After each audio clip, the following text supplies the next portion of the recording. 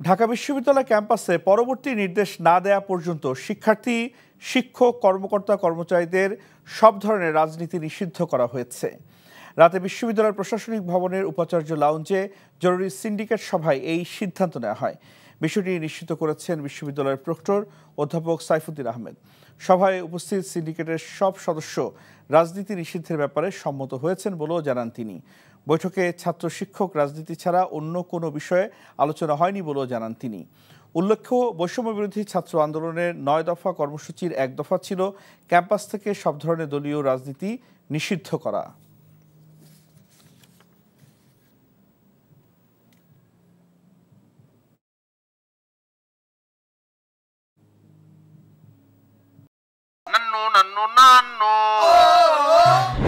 আরে সপ্তাহ একটা ব্র্যান্ডের গুলা আমার বংশ ব্র্যান্ডের কি আপা বিষয় কত বেশি গরিবের এলাকায় আপনি এমন পাড়া দিব না গুরু গুরু ভিতরতে সব বাইরে হয়ে যাবে। আরে ওইটা থামো না তোরে যদি ইসলামিক সাইড সবাই আমি ডিভোর্স না দিছি আপনারা কি হোগারে কালিয়া বল আমরা সামনে তুমি আমারে আম্মা ডাকলা কেন?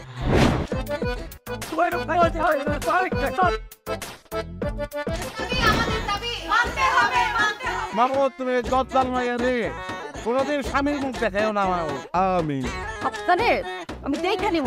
হাতে লাগে বেতারে হাত ছাইরা দাও সোনার চাচারে।